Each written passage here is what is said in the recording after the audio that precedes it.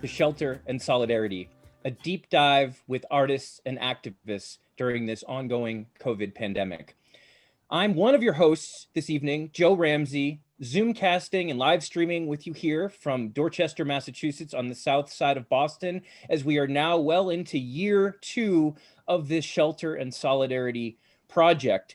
One of the goals of this project as it's evolving is to make new connections, coalitions, collaborations with other existing progressive and left projects. And I'm very proud and pleased that we have started to do that with Monthly Review, the great independent socialist magazine. We have done one show with my co-host, Camila Valle, on progressive media, and now Camila Valle, the assistant editor of Monthly Review, is here tonight with us as a co-host for this very special conversation with Marge Piercy. Cami, it is great to have you on Shelter and Solidarity now as a co-host. Thank you for having me, and thank you, Marge, for this very special episode that I'm very much looking forward to. That's right. Tonight we have the great Marge Piercy, author of close to 40 books, if not over 45 books. Marge is, and here I read from the book jacket of her, I believe unless you've turned out another one since last I ordered this, her most recent book of poetry, On the Way Out, Turn Off the Light, which I've just finished and highly recommend. Marge Piercy is the author of 19 previous poetry collections, a memoir, 17 novels, 5 nonfiction books, and a book of short stories. Her work has been translated into 23 languages, and she has received many honors, including the Golden Rose, the oldest poetry award in the country. She lives on Cape Cod with her husband, Ira Wood, the novelist, memoirist, community radio interviewer, and essayist, and their 4 cats which make many Three. I'm so sorry. I'm very sorry to hear that. Marge, you have been an inspiration to so many of us for so long. I'm not going to speak for others, but I just want to say that it is personally incredibly just an honor and gratifying to have you here on this show. You've been very meaningful to me in your work, and I'm sure many others. Thank you, Marge, for being here tonight. Thank you for having me. Great. Camila is going to get the questions rolling. As always here on Shelter and Solidarity, we go roughly an hour, sometimes a little less than that, and then we open up, that is to say, with the host and guests going back and forth. And in this case, we'll have some readings from Marge as well. And then we will open it up to our live audience around that hour mark. So if you do have a question or comment that you'd like to make, please indicate in the chat box, and our producers will contact you, and we will unmute you once we get to that point in the program, so we can have a lively discussion at that point. We do have a lot to get to, though, so we'll keep things moving. Over to you, Camila. Thank you so much. So my first question is actually biographical. Much of your work has focused on, to reference the phrase made popular by the feminism of the late 1960s, the personal as political and the political as personal. You were involved in the women's liberation movement, the civil rights movement, plenty of anti-war activism. Could you just tell us more about ecological activities? Could you tell us more about your own life and your political radicalization and how this influenced your writing, and how did you become a radical? What does this mean to you? I grew up in Center City, Detroit, in a predominantly Black neighborhood at a time when anti-Semitism was very visible all over the place. and blacks and Jews were always lumped together. I wasn't white till some point in my later adolescence. Jews weren't white in those days. So we were among the minorities that were kept out of most things. As I was growing up, I'm 85, I was born in 1936. When I remember the silver shirts, that was with the local fascists on the corner selling their magazines, attacking blacks, Jews, Italians, everybody they didn't like. And of course, radicals, communists, etc. My mother grew up with a father who had gone out of Russia with my grandmother under a load of hay. It was a price on his head because he'd been involved in an unsuccessful revolution in Russia. And he was always a radical. His life in the United States was a few steps ahead of the Pinkertons until they murdered him. My mother was a gut radical. I don't know if I'm reading the poem about her. Maybe I am. Maybe I am. I don't remember. If I did, it's called For Nostalgia for What Never Was. My mother loved Trotsky and hated Stalin. I have the poem about that I think I may read. You became a radical if you looked around in Detroit. Everything was out in the open. The class war, what was happening in the unions, your class enemies, Ford murdering people on the bridge. I mean, everything went on. There was a sit-down strike in Plymouth. I mean, not Plymouth, in Flint. I say Plymouth. In Flint, everything was obvious. There was the fascists out there. If you walked around in the summer, Father Coughlin came from radios in almost every house. He was a total fascist. So everything was out in the open, and I just observed and responded. When I was 15, my girlfriend died of a heroin overdose. Her pimp had got her on heroin so she could endure what she was going through. There was a whole lot of things that made things, and nothing in my life seemed anything like what people saw on television. And after, I guess my mother bought a television set so we could watch the Kefauver and in the Army hearings, especially the Army hearings. She hated McCarthy. So what I saw in the comedies on television or the dramas had nothing to do with my life. Nothing matched. What we read in school had nothing to do with what I saw. So you had to think, you had to try to figure it out because it made no sense otherwise. Nothing was as it was supposed to be. Did that? Yeah, that's, your I mean, question? I think so, Marge. I mean, there's so much. I became a feminist very early because it was very clear that life for women, if you didn't have money, was really for shit. I mean, it was your choices in the neighborhood where I grew up, either you became a prostitute or you married very early and your husband would probably beat you. The girls I knew were regularly beaten. And you might be left with your kids. There wasn't much, and the jobs that were available were shit jobs that paid very little. It wasn't barely enough to live on, though things were cheap then. On the other hand, there was a working class solidarity then that no longer exists. Basically, people would talk about what was going on. They would, you know, they'd support each other because there wasn't any help coming from anything else or any place else. We hated the cops. I'll read that poem later on. See them, fear them.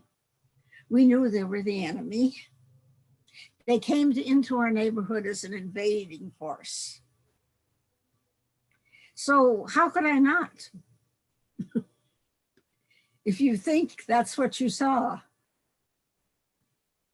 And Marge, it's so powerful, conjuring this history and these memories. How would you say that the radicalism, the political kind of consciousness that you developed, ended up coming into poetry, poetic form? I mean, how would you describe the kind of the relationship between the kind of radical consciousness that you developed, you know, through your upbringing and through the social movements that you were touched by and involved with, and creative writing per se? I mean, what was that process like for you? And you know, how would you say? I mean, I know this is a huge question that people could write, probably are writing dissertations about as we speak. But you know, how would you say? What are some of the chief forms that you see your kind of radical or your social kind of outlook imbuing your poetry? You know, or what are some of the strategies you use as a poet to try to make those kind of ideas and perspectives kind of relevant and real to readers? And then after, maybe if you could answer that question in some way, we'd love to hear a few of these poems. You can show us what you do in addition to telling us, but I would love to, you know, take this moment to hear how you would describe your own poetic practice and how you see that relationship between kind of politics and the creative writing, as large a question as that is. Well, first of all, to write a good political poem, you cannot just say. You can, the things that people will like it if you put down slogans, but it's not a good poem and it won't last and it won't move people who aren't already persuaded. It takes the same craft to write a political poem as it does to write a love poem or a poem about daffodils. It needs as much craft, as much attention to all the aspects of craft. And second, I don't divide up my poetry. To me, it's all one vision. The poems that I write about my family, the poems that I write about my love poems, the poems that I write about my cats, the poems that I live in the woods, the poems that I write about nature, and my political poems and my poems, my Jewish poems, they're all, to me, they're all of a unit. They're all unified. They're all part of a vision. And I don't really differentiate. Marge, would you like to lay a few of those poems? I know you came prepared to read some poems, and of your choice. I think we'd love to hear a few poems if we could before Camila takes the next question. The poem I always start with is the oldest poem I still read regularly, To Be of Use. The people I love the best jump into work head first without dallying in the shallows and swim off with sure strokes, almost out of sight. They seem to become natives of that element, the black, sleek heads of seals bouncing like half-submerged balls. I love people who harness themselves, an ox to a heavy cart, who pull like water buffalo with massive patience, who strain in the mud and the muck to move things forward, who do what has to be done again and again. I want to be with people who submerge in the task, who go into the fields to harvest and work in a row and pass the bags along, who are not parlor generals and field deserters, but move in a common rhythm when the food must come in or the fire be put out. The work of the world is common as mud, botched it smears the hands, crumbles to dust. But the thing worth doing, well done, has a shape that satisfies, clean and evident. Greek amphoras for wine or oil, Hopi vases that held corn, are put in museums, but to know they were made to be used. The pitcher cries for water to carry and a person for work that is real. I love that, Marge. That is see them, fear them. Growing up in a mostly Black neighborhood in Center City, Detroit, we were always scared of the cops. We learned early they were enemies. Here come the Trojans, some kid would yell, and we'd all scatter, hide. When girls were arrested, we called it milling. They hurt you to check if you were virgin. We told stories about where our bad girls were sent. Cops would charge groups just hanging out, billy clubs swinging, sometimes a shot. Now cops wear military weapons. Now cops carry military weapons. They wear armor, given a license to kill and rarely convicted. Even more arrogant, trained to use deadly force. Dark skin is enough to brand you criminal. Your house is ready for assault. Your life is worth shit. Abused dogs get more screen time. There's a protest or two, and then something new hits the nightly news. Men, women of color, just statistics we whites forget. How has it changed since Klan mobs burned folks alive? Can thousands in the street change our long, bloody history now? You suggested I read a section from my novel about the world before Roe v. Wade, some direction we seem to be headed back to. I felt that a couple of poems would work better.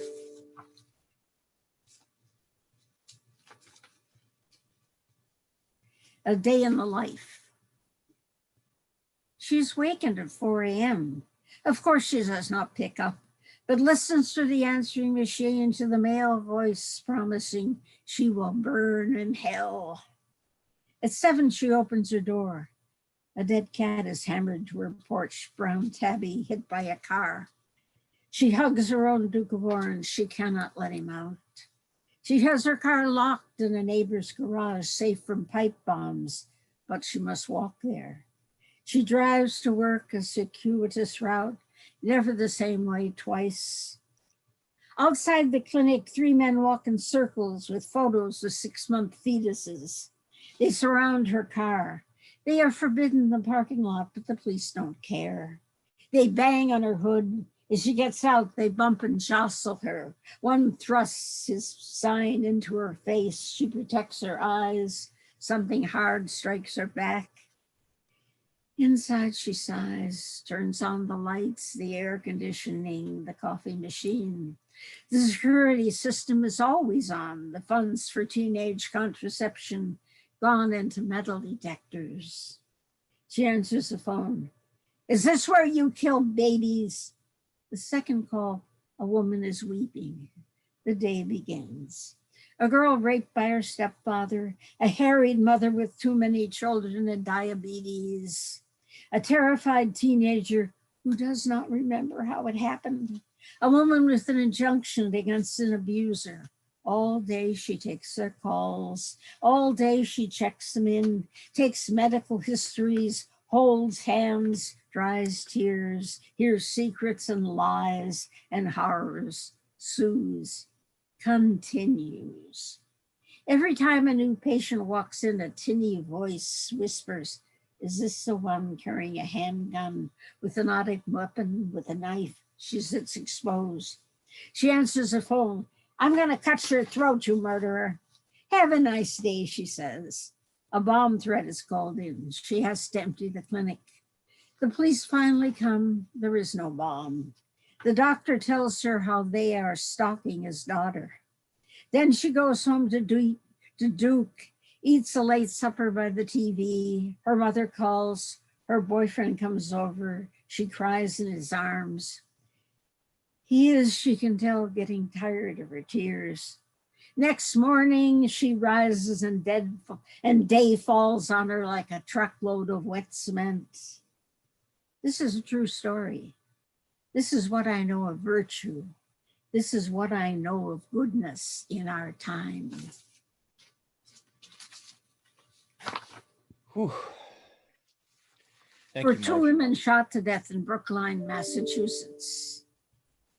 How dare a woman choose? Choose to be pregnant, choose to be childless, choose to be lesbian, choose to have 2 livers or 3 or none, choose to abort, choose to live alone, choose to walk alone at night, choose to come and go without permission, without leave, without a man. Consider a woman's blood spilled on a desk, pooled on an office floor. An ordinary morning at work, an ordinary morning of helping other women choose to be or not to be pregnant. A woman young and smiling sits at its desk, trying to put other women at ease. Large wound now bleeds from 5 large wounds, bleeding from her organs, bleeding out her life.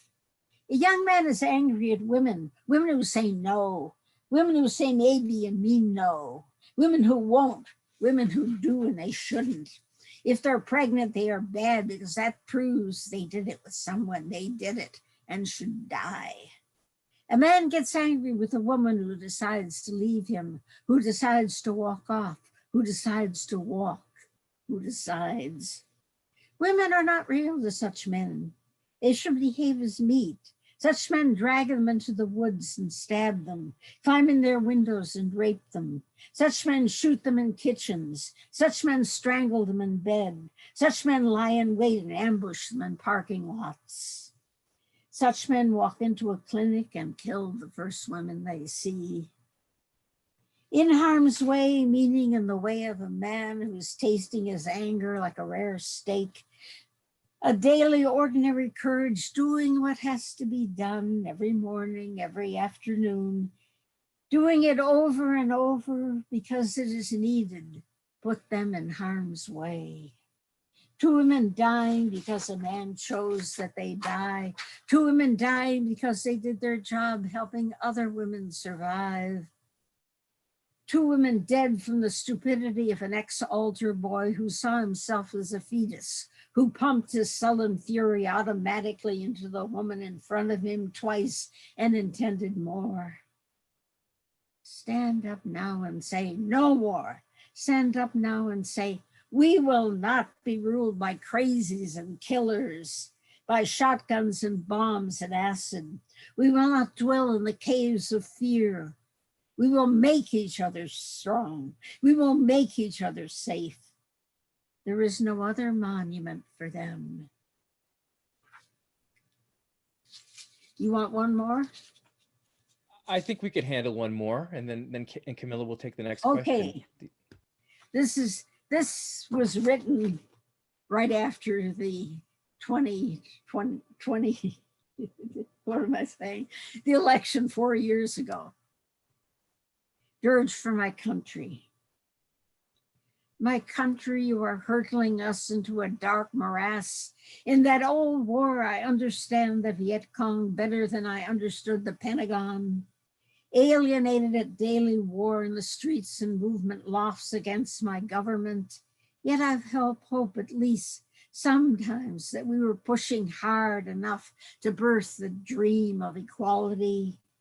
Step by step with stifled voices, those dealt day by day fresh wounds in their minds, their backs, their cunts, their very skin punished for itself, moved a step closer to evident selfhood, a step closer to that picnic in the sun of dignity on the grass of survival, our cultures beginning to meld. We seem to be growing up slowly to a willingness to listen to those who don't look like our mirror image. To those we perhaps had feared and turned to boogeymen's shadows. We seem to be almost arriving at something halfway holy and adult. Was it all seeming, all luxury? We're rushing backwards to a war against our best selves. We're sucking hatred, eating hatred for breakfast and lunch, snacking off hatred, fattening on it, bloated with it. We'll dance on the corpse of good ideas. We'll burn dissenters like witches. Is this the end of God my country might have done? I wrote that, as I say, right after Trump won the election, and I wasn't wrong. You certainly weren't, Marge. Powerful words. Thank you so much for sharing. We hope to hear another reading. If your voice is still holding strong, maybe in a few minutes. Right now, we'll pass it back to Camila. Thank you so much. My problem was the stuff that went down my throat today. When they were grinding away, I had 2 root canals. Oh my goodness, one is more than enough. I'm so glad you could be here tonight with us, Marge. Camila? Yeah, I do a lot of abortion work and clinic defending, and I'm struck by how familiar that is, the scenes that you describe. And so my question actually is kind of about intergenerational feminism, really, and current conversations about feminism that have changed so much from the context in which you wrote many of your books. And in recent years, there have been some heated debates about the future of feminism, especially between, what are called radical feminists and some queer and trans activists. And I just wanted to know, how do you see these present debates shaping the political future? And what does it mean for you to be a radical or revolutionary feminist in a context in which the meaning of feminism is so contested and is evolving so rapidly? Look, most of that is academics, people who make a career out of that. When you deal with real organizations of women who aren't in academia, who are trying to help other women or fix problems that exist in their own environment, they're not thinking about those things. They don't give a shit about that. What they care is whether they can get better healthcare, whether they can make the police respond to domestic violence in a way that's helpful and not violent, whether they can get better healthcare from cheaper healthcare, whether they can possibly get some daycare they can afford for their kids. Can those kids get any kind of education? Can they get a living wage? Can they walk down the street at night and be safe and not be terrified when they see a man coming toward them? These are the problems that women have, and these are the real problems. And it's not making labels about feminism or fighting about, there's a lot of caricature of what the second wave of feminism was like, as there are just as many caricatures about the first wave. The first wave of feminism wasn't just focused on the vote. Elizabeth Cady Stanton was involved with unions, with prisons, with raising of children, with all kinds of issues that we still haven't dealt successfully with. The prison reform she worked for never happened, so forth. I mean, academia is academia. They can argue with each other. People doing the real work outside are not concerned with that. Yeah, Marge, thank you so much for that. I mean, I think that's very thoughtful. Coming into today's discussion, I went and I read, all the poems that I could of yours, particularly starting with the ones that have been published at Monthly Review. And I was struck by many of them. I mean, I'm not going to give a long list now, but one that I was struck by was one of your most recent, actually, just from April of this year, History Comes in Bad Cycles. I have that. Yeah, I would love. Do you want me to read it now? Well, could I ask the question first, and then maybe we could come to it? I think maybe. Yeah, but I mean, and I'll just highlight one aspect. I'm not going to read your words as you have made clear. You want to read them Please yourself. Don't. I won't. But I would try to do them justice, but I will not do them now. So in that, I mean, among other, History Comes in Bad Cycles, expressing many of the concerns and horrors associated with the Trump regime, Trumpism, the MAGA phenomenon, and in particular, not exclusively, but in particular, including attacks on and the fear-mongering against queer and trans people, among others.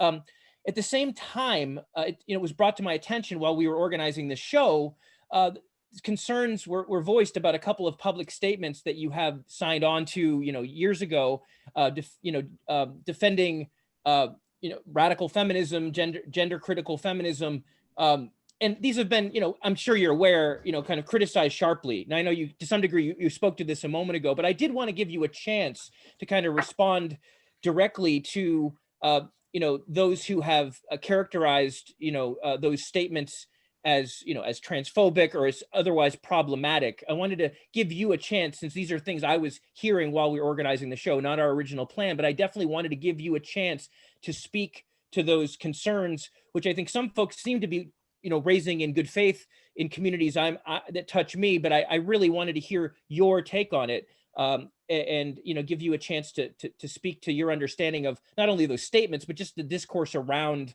that sort of those sort of public and conflicts. I fully support trans people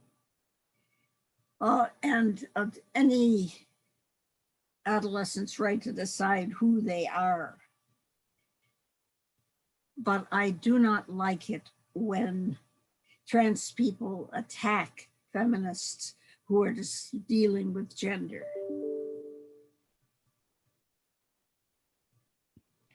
Okay, so your concerns are about the methods that are used to respond to feminist positions that are seen critically by some folks in the social movement. Also, the focus on that distracts from women's real situation. Okay, Marge, would you read that poem for us that I just alluded to, and then maybe we can. History comes in bad cycles. Thank you. This is from just April. Again, Marge, for those who don't know, it's publishing. It seems to be a poem now every month in Monthly Review. Used to be once in a while. Now it seems to be a very regular occurrence, and just one reason to pick up, one of the longest standing independent socialist magazines we have in the United States. Marge? History comes in bad cycles. I watched the insurrectionists assault the Capitol with Trump flags, anti-Semitic signs, gas masks, guns, and enough angry hatred to kill those they see as enemies. War in the streets, the man in charge summoned with furious lying tweets, urged to action, applauded, hoped they would overthrow the government he had pledged to uphold, all to keep his grasp on power. This is perhaps only the beginning. Hitler too led a failed coup before winning control. It's a cult of the strong man who postures machismo, who stirs up hatred against Blacks, Jews, queers, and trans people, immigrants, Muslims, uppity women. Black Lives Matter protesters are gassed, beaten, killed, as were we anti-war groups in my most activist days, when I could still lead a march. Those white power folks were gently urged to disperse by police who had watched with pleasure all day. I'm not too old to witness democracy's fall. Thank you, Marge. Yeah, I mean, developments continue to. I want to read another poem with Please, that. let's hear a few more, and then this was after the last election. I wake to the possible. Today, for the first time in 4 years, I go to the computer without dread about what new horror is done or pending. Hope has felt dangerous, remote, unlikely. I dare not feel it, cradling my old body around its fragile warmth. I want to believe, scarcely dare, looking over my shoulder at those who want to kill people like me. Although it shares the sky with blood, a rainbow gleams. And he's turned out to be a lot more radical than anybody in many, many years so far. And he can't do everything at once, but he's doing his best to try to get to all the bases that have to be touched, all the things that have to be rolled back, all the things that have to go forward, both directions at once. Absolutely, the horror and the hope. I mean, again, so many of your poems conjure both aspects, and so sharply, so accessible. One thing about your poetry I really, really value is that, I mean, is just its accessibility. You know what I mean? You seem to really take a kind of small d democratic ethic, really very seriously in your poems, right? I mean, the issues may be deep and yeah, I think exactly that tradition. And yet there is a rhythm, you know, there is a rhythm and a word play that's running through, but it doesn't upstage, you know, the kind of the reality, you know, these kind of true stories in a way that often come through these poems. I actually wanted to, before we go back to Camila, to bring in one of our co-producers, Rachel Patten. Where's Rachel? Rachel is. Oh, I see Rachel.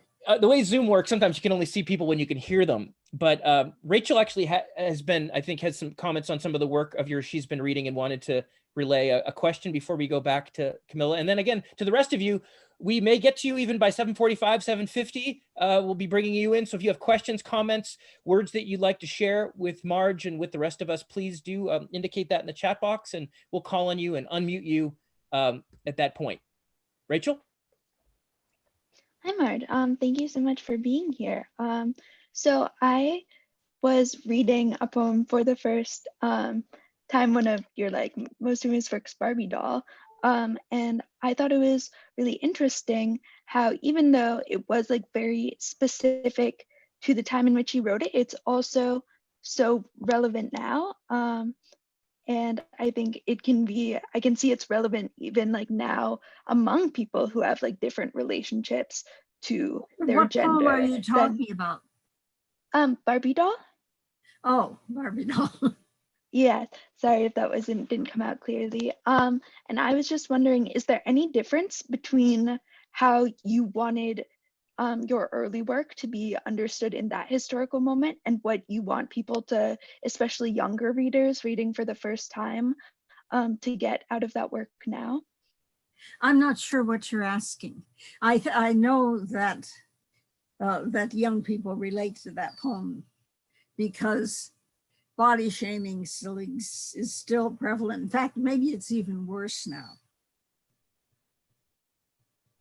I was just wondering, basically, is there anything specific that you think younger audiences, that you want younger audiences to understand about the historical context in which some of that earlier work was written? Some things have changed and some things really haven't.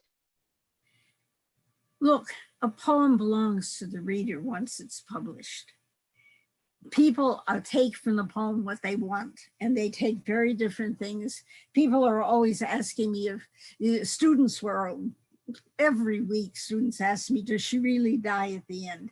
And I say, that's up to you.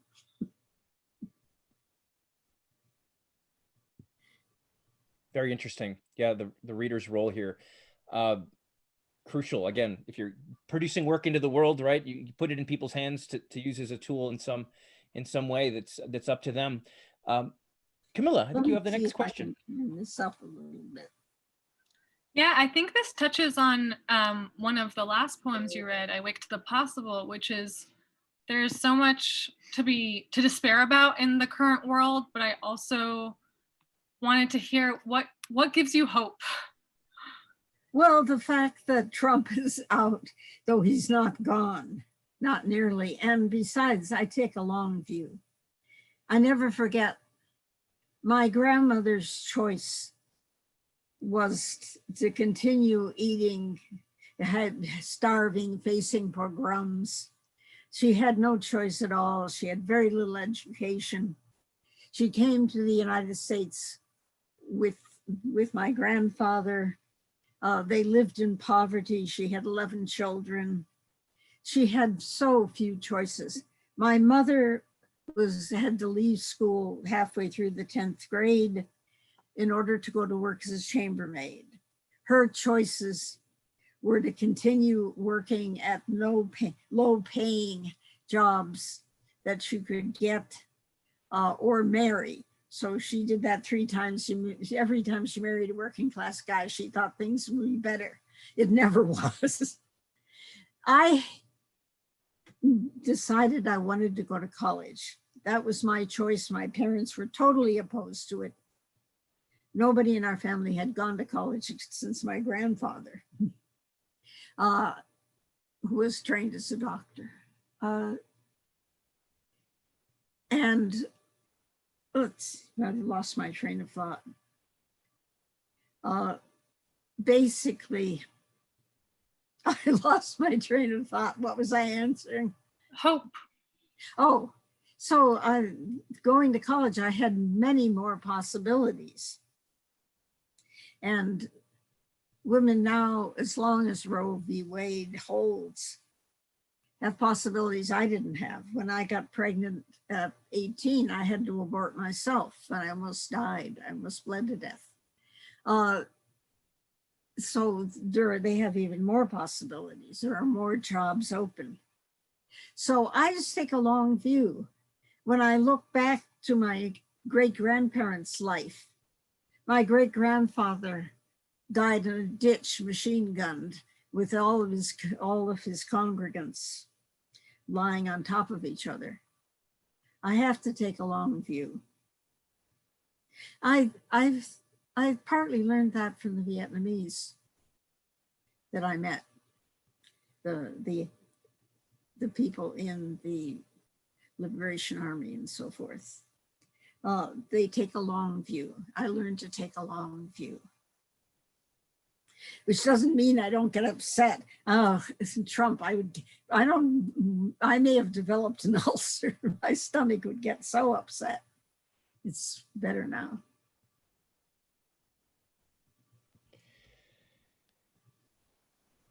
There's so much here, Marge. I really want to make sure we get to hear a couple more poems, if we could, before we kick things off for Q&A. And I know there'll be some rich discussion there. A lot of folks who have some things they want to share. I think we'll, just to put we have Debi Notkin here and Mark Soderstrom looking at you in the queue here, and perhaps others as well. Marge, do you have a couple more poems that you'd like to lay on? I mean, I did have a question. I did have one question I wanted to tag onto this, which is that, again, I've followed Monthly Review for decades, since I really cut my radical teeth on it as a child. It was like the one radical publication in the household growing up in the suburbs of Massachusetts. And, I'm kind of curious what your hope is when you give a poem to a place like Monthly Review, a place where it's likely to be read by, people on the left, socialists, people who are in community with socialists. I know that you said you don't divide your poetic work ultimately, but do you have particular hopes for what poetry can do with and for the left or the socialist left in this country? And then if you have an answer to that, then I just love to hear a couple poems, and we'll start getting a Q&A, unless Cami has something she wants to add. Where's Candy? Oh, Camila? That's I thought you said Candy. I go by. Sorry, Cami, Camila, sorry. Yeah. Basically, until COVID, I was performing my poems a lot to many mixed audiences, hoping to alter people's consciousness at least a little bit. And a lot of my poems are published all over the place. So, that's basically, I was a good organizer, but at some point I realized I was reaching a lot more people with the writing than I was with my organizing. So I began to put the writing first and organizing second, until I couldn't do it anymore. I continued organizing until basically I went to Detroit, and a graduate student asked me a question as I was stepping off a curb. So, what is your writing process? Writing process is I go to the computer, I write. But I stepped off the curb looking at her without listening. I twisted my ankle, tore a tendon. Nothing can be done about it at my age. So I have trouble walking anymore. I can't even march in demonstrations anymore. But I can still write. I can still perform my poems, usually not after a 2.5 hour dental appointment. Okay.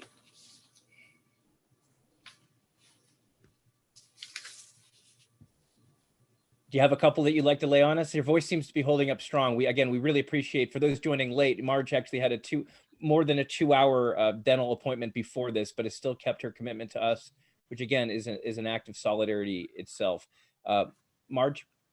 The Great Denial. Somewhere a man is ranting, a man used to power and mad with it.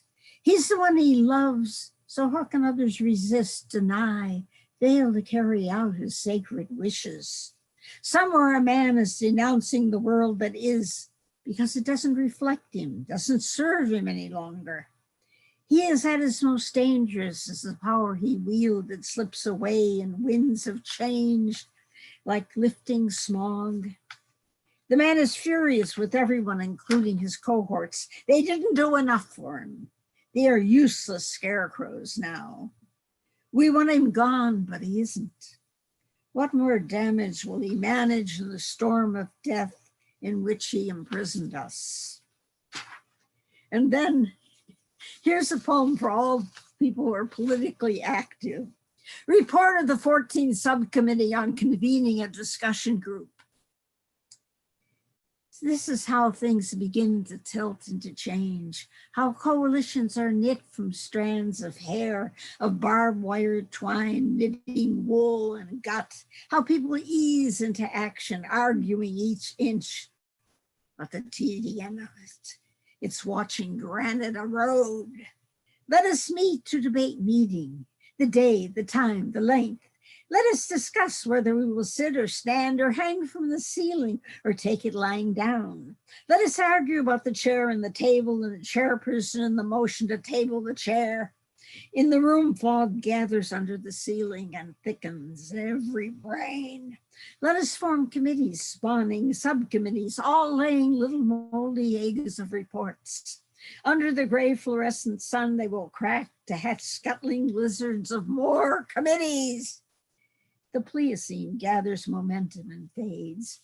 The earth tilts on its axis. More and more snow may fall each winter.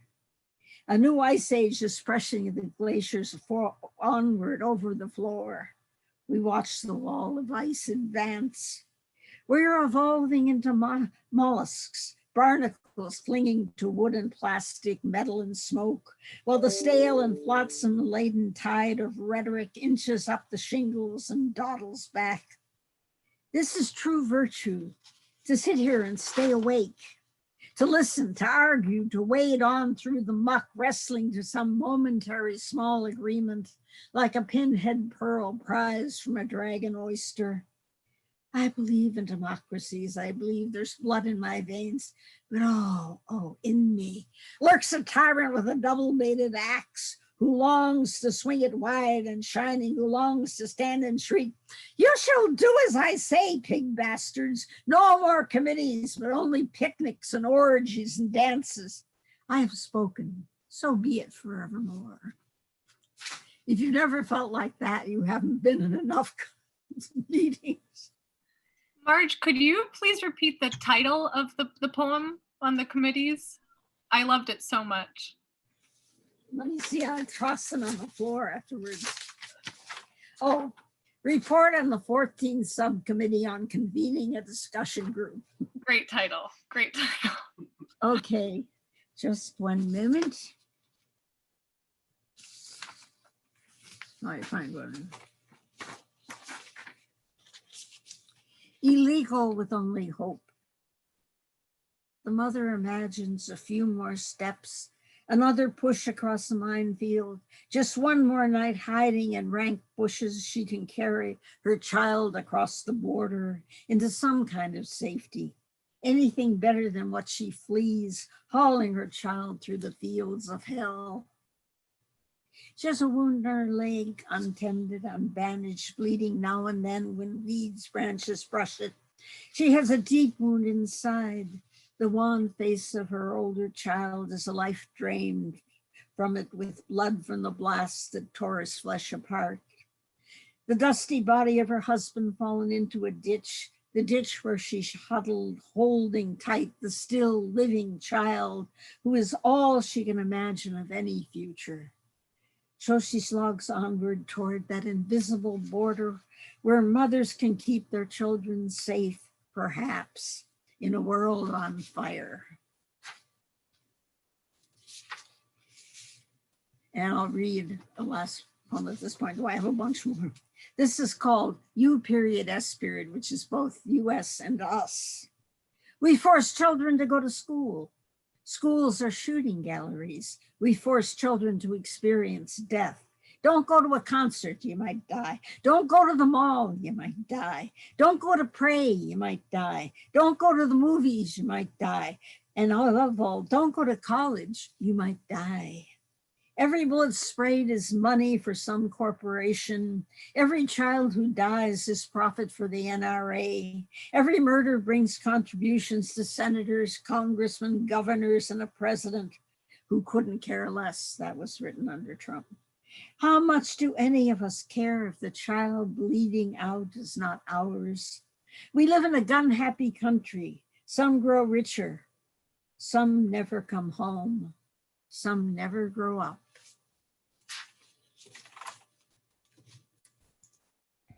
Oops, what happened? We're here. It vanished for a moment. Thank you so much, Marge, for helping every reader that your work touches to grow up in new ways and to expand their consciousness and understanding. This country clearly needs more of it. Cami, I think you're gonna call on some do we have some questions in the queue? I think a number of folks. Great. I think Debi, you had something prepared. Maybe you want to go first. Oh, I think so. You're unmute. Let's unmute her. Yeah, sorry, I tried to unmute her, but someone else beat me to it, so I muted her. Sorry, Debi. Okay. So I had written something that was a little bit formal, but I've just been listening and thinking, and I think that I will just take a look at my notes, but just speak. And I'm here because I've spent most of my life working in science fiction and fantasy, and I think that people who talk about Marge's work frequently talk about the mainstream novels and the historical novels and the poetry, and sometimes the two really extraordinary science fiction and speculative fantasy novels get ignored. Oh no, the Woman on the Edge of Time has been translated into innumerable languages. I'm so glad to hear that. CBS streaming bought the rights to have some sort of series about it, which I will probably never watch. That should be interesting. I hope it's good. I would bet on it. So, but you hope. You always hope. Of course, you hope, and that would be good. Could be good. Some of them have been good. And He, She, and It won of course, the prize of the best science fiction novel of the year in Great Britain. And I'm surprised there's not more interest in that for anything visual. But that also is having a renaissance because it's so relevant now. Oh my God, so true. Unfortunately. It's so true. One of the treats of being asked to be here tonight is that I reread both Women on the Edge of Time and He, She, and It, and was reminded of the things I love about both of them. So I'll just say quickly for people who haven't read them, Women on the Edge of Time, which was published in 1976, is a novel about a Mexican-American woman living in New York City, an immigrant woman who has a very difficult life and is sometimes in a mental hospital for really unreasonable behaviors, like trying to beat up her niece's pimp who's beating up her niece, which is obviously a sign of mental illness. But she also has a kind of a fantastic magical connection with someone who can pull her into the future, into I would say a near utopia called Mattapoisett. And so the book is the contrast between Consuelo Ramos's life in 1970s New York and what she sees in this near utopian future. And there are three or four things that I just love about it. One is that Ramos is a genuine protagonist of color. She doesn't just have brown skin over a white attitude. She lives in a Chicano neighborhood. The book treats with the difference between how Mexicans and Puerto Ricans see each other, there's a stunning moment where a teacher, she's in grade school, and a teacher is really abusing her to get her to pronounce English, quote, correctly, close quote, while calling her consulo. So, you know, who pronounces what correctly.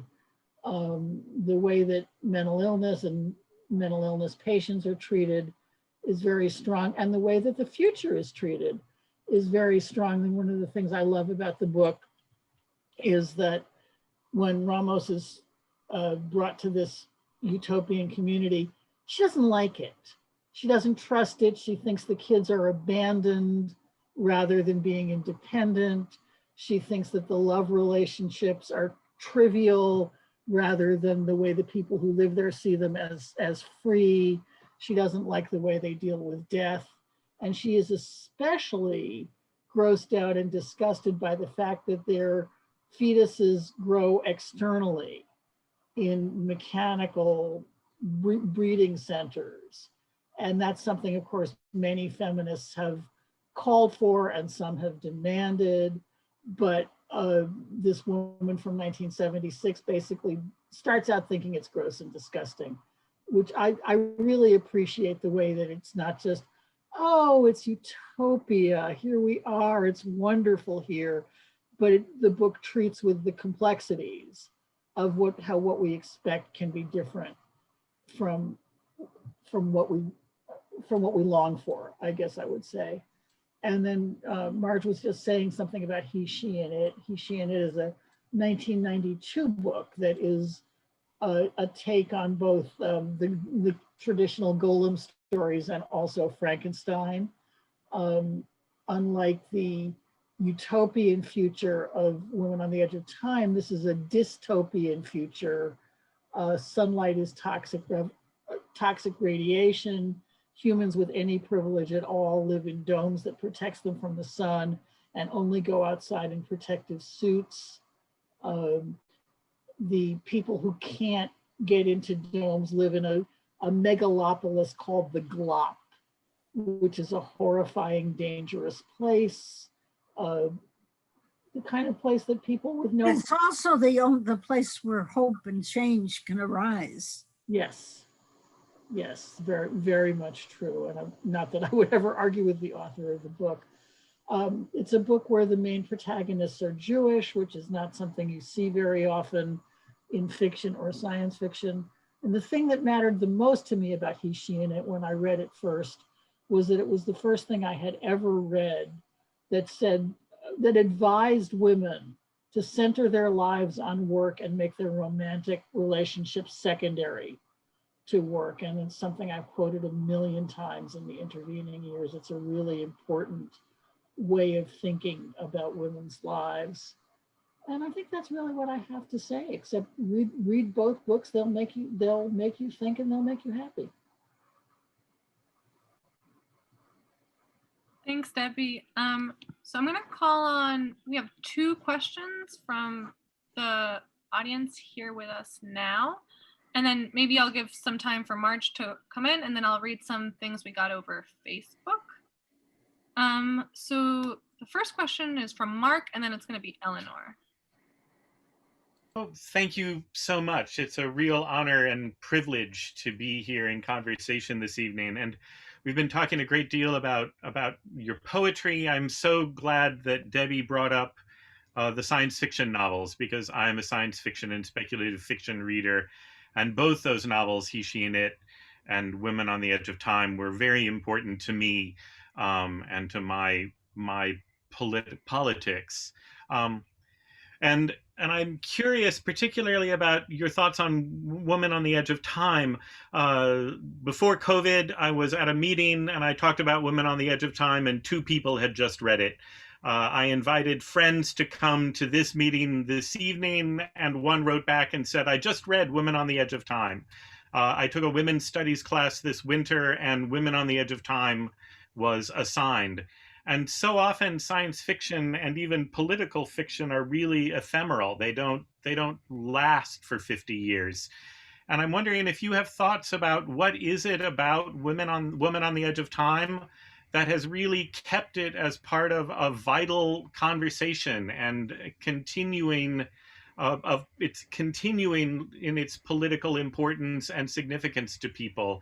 And I'm wondering, what are your thoughts about why and how how it continues to function in that role? I know it meant a lot to me, but I'd love to hear what you think about it. Well, it came out of a lot of ideas that had come out of the 60s and early 70s, and I managed to embody them. The skill of writing science fiction, as I said, writing political poetry and poetry about daffodils or a lover who left you takes exactly the same craft. I'm a very good novelist. I've written amazing novels, and it's the same skill, the same craft, the same hard work, the same research. I do a lot of research on novels. When I wrote He, She, and It, I read everything. I read the science. I learned to read the science of climate change. I wanted to understand it. And if anything, the only thing I got wrong was how fast it's happening. I thought it would take longer. It's happening as you watch. I think that a lot of the ideas that we produced in all the various movements, I was drawing on the American Indian movement, I was drawing on Black Power, I was drawing on the, everything in STS. I was drawing on the women's and the beginning of the women's movement, women's liberation as it developed. I was drawing on all these, and the ideas we produced are still relevant. We still haven't achieved what we imagined could happen. So that's why it's still relevant, because while certain things have improved, many things haven't. Economically, we're worse than we were. Real actual wages have gone down. Unions have been busted so that they don't have the power they had. There's the economic situation, the gap between the rich and the rest of us is grown and grown and grown, including through COVID. So I think that's why the ideas in it are still relevant, because so many of those problems haven't been solved. And in fact, some of them have gotten worse. Our next question is from Eleanor. Oh, hold on. Someone has to. Yeah, sorry. Hi, Marge. Hello, Eleanor. We're good. Lovely to see you. And you look great in your red dress. Are you fully vaccinated yet? So vaccinated, yes. So I wanted to take this opportunity to thank you, and in particular for He, She, and It, which I think was really the first dystopian novel or a treatment in fiction of the gathering dangers of catastrophic climate change.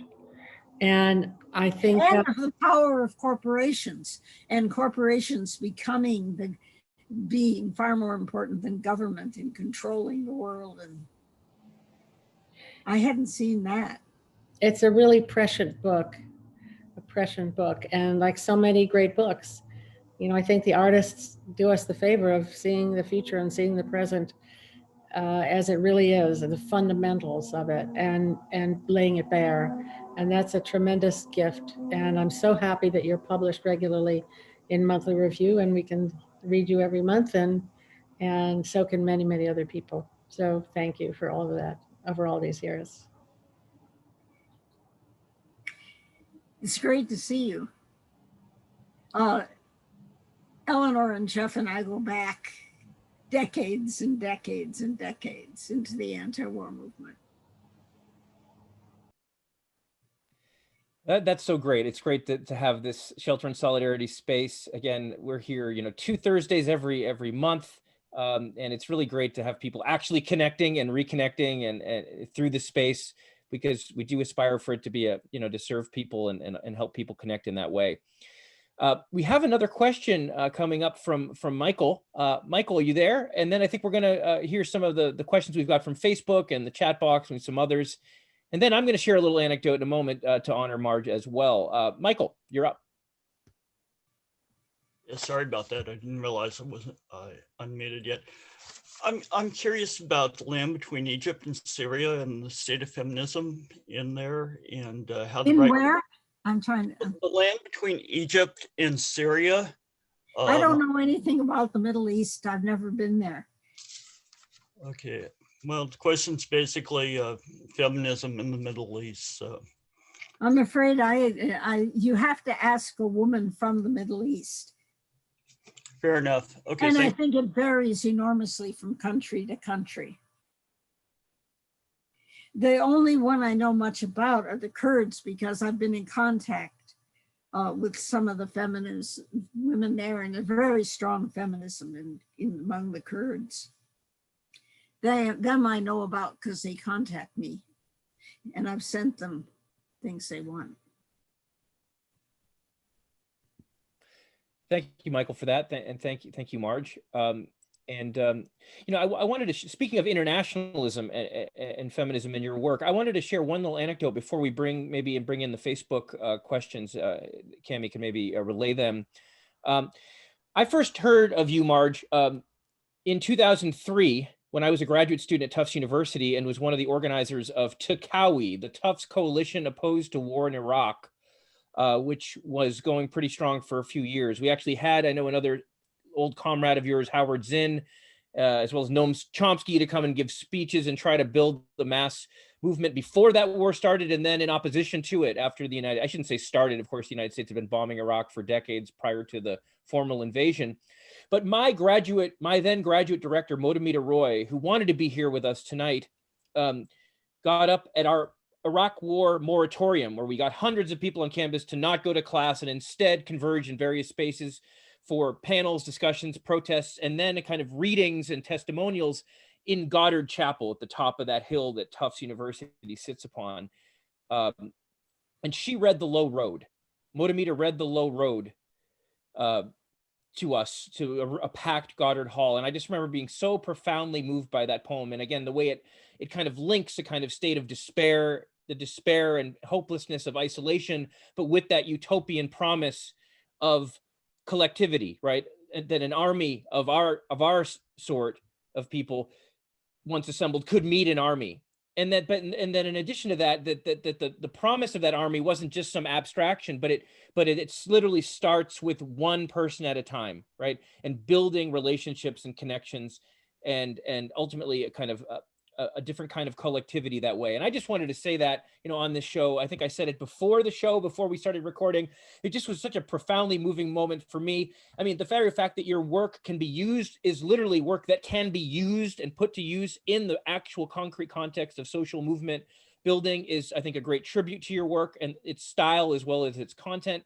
And that is a poem that has never left me. And I have passed it on to just about every student that I've been able to when I've had an appropriate class, and really what class wouldn't it be appropriate for? I'm not trying to ask you to read it right now unless you want to, or later, maybe before we wrap up. And if you don't, you can totally reject it. But if everyone here could read The Low Road, if I don't know if I have it. If she doesn't have it, everyone please read that poem, because I think it is very much a profoundly... Okay, I got it. Okay. Got it. Can we go with that, folks? Camila, is that all right? We'll go with that, and then we'll take the last round of questions and give Marge another chance to respond. Marge? But anyway, thank you for that work, which just, again, has never left The me. Low Road. What can they do to you? Whatever they want. They can set you up, they can bust you, they can break your fingers, they can burn your brain with electricity, blur you with drugs so you can't walk, can't remember. They can take your child, wall up your lover. They can do anything you can't stop them from doing. How can you stop them? Alone, you can fight, you can refuse, you can take what revenge you can, but they roll over you. Two people can keep each other sane, can give support, conviction, love, massage, hope, sex. 3 people are a delegation, a committee, a wedge. With 4, you can play bridge and start an organization. With 6, you can rent a whole house, eat pie for dinner with no seconds, and hold fundraising parties. A dozen make a demonstration, 100 fill a hall, 1,000 have solidarity in your own newspaper, 10,000 power in your own paper, 100,000 your own media, 10 million your own country. It goes on one at a time. It starts when you care to act, when you dare to act. It starts when you do it again after they said no. It starts when you say we and know who you mean, and every day you mean one more. Oh, thank you, Marge. That's in The Hunger Moon. Thank you so much. We have one more question from this crew. Dr. Kibbibi? Thank you. I am so sorry for joining everyone so late, but it's been crazy. But I am so happy to be here and to meet you virtually. And one of your early novels, Going Down Fast, you know, I find your works are very prophetic, and you're like a woman ahead of your time. And even with that particular book, where you dealt with what we call gentrification today, you know. Well, it was visible. It was visible in Boston, and I mean in Chicago, and I came to understand who was behind. And that's my question. I want to know what inspired you to even talk about that back in 1969, early 70s. I was working as a secretary. I had walked out of my first marriage to a French physicist. I was very poor. I had a job there was this research project at the University of Chicago that was interviewing people. Now, they didn't see gentrification the way I did. They saw improvement, but I was reading I was transcribing all the interviews. And so I saw the gut stuff, and that is what it came out of. I understood that. And also at that point, Hyde Park was multiracial, and there was a lot of political activity involving both whites and blacks, and the university didn't like that, and so they managed to gerrymander. Essentially, they took over and started demolition, and they essentially destroyed the unity. And so I was very involved with that. I'd grown up in a predominantly Black neighborhood, and I had Black friends there, and I could see what was happening. And I was involved in civil rights. That was probably my first larger involvement. I'd been politically active in high school, in college, but this was the first thing that went beyond small groups. CORE at that time. I broke with them later after their support of Johnson. I want to acknowledge Dr. Kibbibi Mack-Shelton, actually, who's who just asked that question and joined us. I'm so glad you were able to make it. One of my UMass Boston colleagues and the chair of Africana Studies at UMass Boston. Just great to see you and a few other UMass Boston colleagues on this call tonight. Thanks for being here. Back to Camila. Yes, I just want to read one of the questions we received over the Facebook. I'm not sure who it's from, I guess anonymous. It says, I love Marge Piercy and read Braided Lives while in college at the University of Michigan. I was so thrilled to learn that Marge went there too. Question, did Yiddish writers influence you, and if so, how? Who? Yiddish writers. My grandmother spoke Yiddish to me, but in many families I was supposed to speak English to her to help her with her English. I don't think at that point in time when I was in college, I'd read any Yiddish writers. It wasn't 2 years later. But I was very influenced by women's shtetl culture. My grandmother, we lived in this little asbestos shack basically, and I slept with my grandmother. It wasn't quite a room, it was partly hallway, but we shared a bed. She spent half the year with us, and she told me all these stories of the golem and depictions and all sorts of things, and a lot of women's lore. And I would go to shul with her, and I didn't mind it behind the mahitza, the curtain. Because the women all fussed over me, and instead of it being in Hebrew, it was in Yiddish, so I could follow the prayers and so forth. So I was very close to my grandmother. She was a storyteller. One of the way I learned about viewpoint is I was also close to my Aunt Ruth, who was halfway in age between my mother and me. My mother was 44 when she had me. You think that's late? My grandmother had the last of her 11 children when she was 53. When I reached that age, I thought, holy shit, she was dealing with a baby. Anyhow, so I was more influenced by women's shtetl culture than I was by the books that mostly men wrote. Thank you so much. We have another post from Sandra on Facebook, some more well wishes, which I'm feeling very moved by, all these reconnections during this episode. Sandra says, thank you, thank you, thank you. My husband, Peter Zimmels, told me he worked with you on the literary magazine at University of Michigan. That impressed me. Your writing had excited me and reassured me for years before I met him. Wishing you well, and thank you again. I would like to ask her which editor that was. I mean, the co-editor was Eric Lindblom, and but it obviously isn't him because he was married to somebody who's now dead. Peter Zimmels? I might be pronouncing that wrong, sorry. Peter Zimmels, Zimels.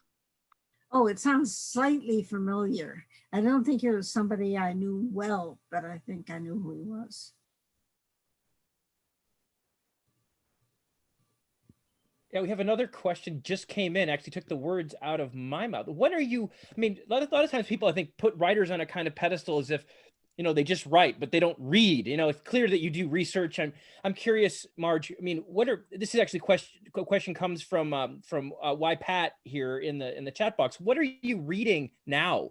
I'm reading manuscripts written by the poets that are in my, every year, though I couldn't do it last year, I do in June, a juried intensive poetry workshop. And it's a craft workshop, and it really does take people to a higher level, even people who publish books. And I'm reading they submit 5 poems, no information about themselves. I don't care if they're 17 years old or 85 like me. I look at 5 poems and decide they can go into the workshop. Then I require 15 poems that they want to work on. And that's what I'm reading at present. I can't read anything else until I go through them. That's priorities, that's I'm sure the authors, the writers really appreciate the attention you must bring to their work. Well, I annotate the 15 poems, and that's what our basis of the conference is on, and then I give them their poems back with my annotations, as well as what I say during the conference, so they have a basis. And with 15 poems, I can often figure out their strengths and weaknesses and what they should work on.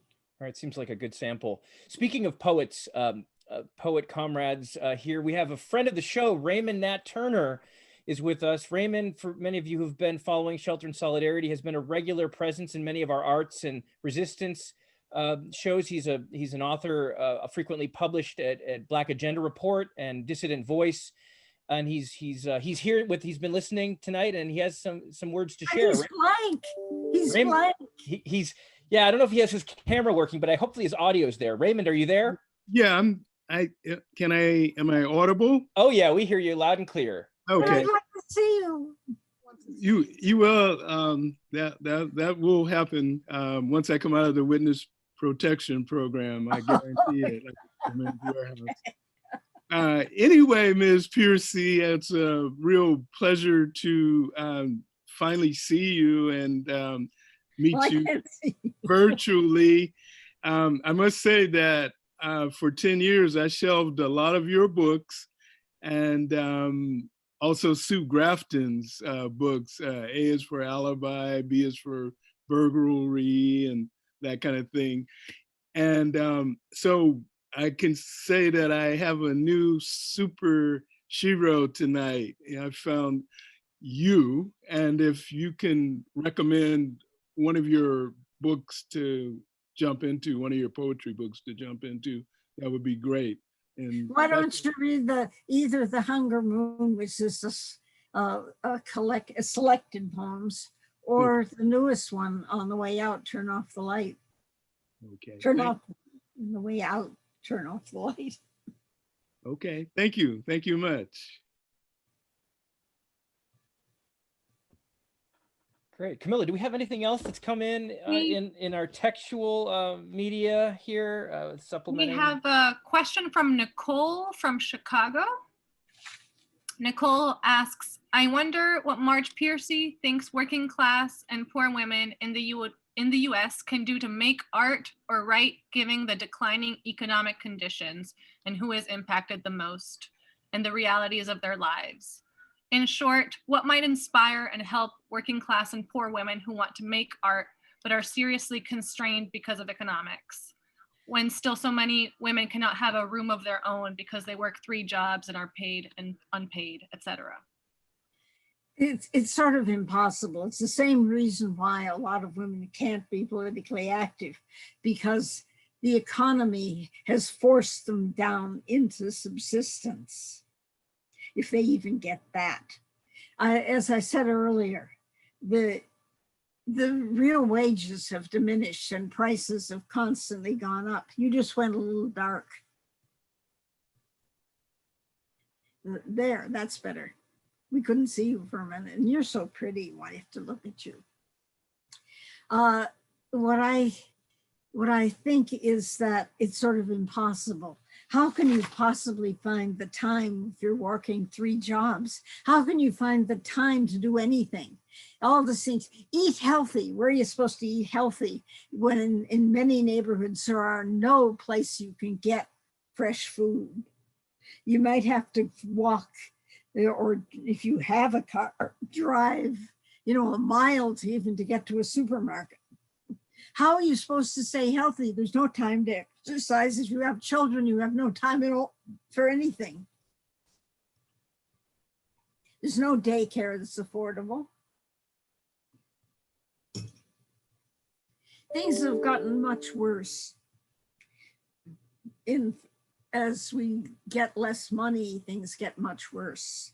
And as the rich get so much richer, such a huge control of the economy. I grew up poor, and we're dispensable. We don't count anymore. I have a poem that I don't have in front of me right now. This is about how there are no poor anymore. Politicians almost never talk about the poor. They talk about the shrinking middle class, but they ignore where the shrinking middle class is going.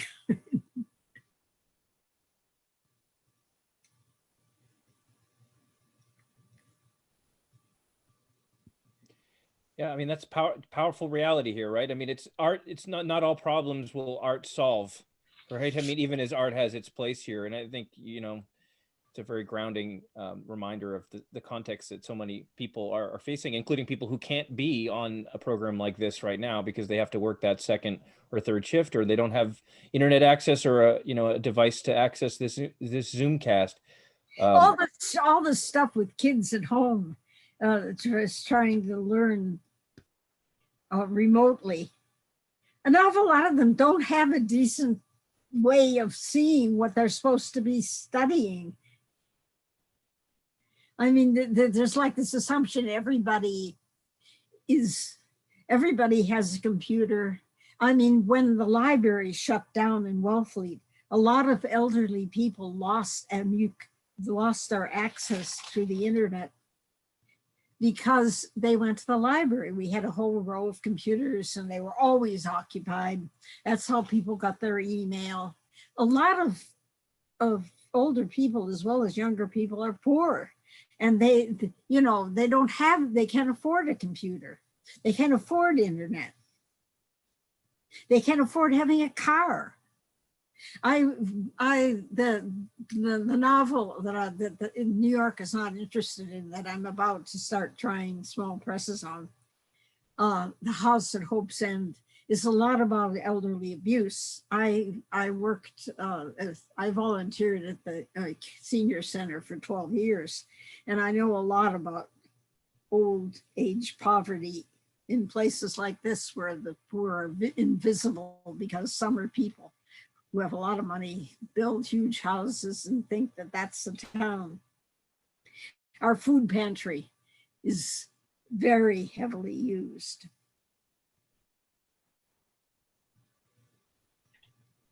Yeah, absolutely. Absolutely. The ways that this pandemic has isolated people is just, it's made lives really difficult. I want to just make sure that we have no other questions that I might have missed. I think that's it. Thank you so much, Marge, for this wonderful conversation. I was wondering if you would do the honors of maybe closing the night with one last poem, if you like. Yep, I'm just trying to. Okay, I'm going to read two. One is the one I referred to earlier, Nostalgia for What Never Was. My mother hated Stalin but loved Trotsky. She had no party affiliation, no friends with whom to talk politics. There was only me to listen. Maybe it was because Trotsky was Jewish, I don't know. Maybe her father, the lefty organizer murdered by Pinkertons, liked Trotsky.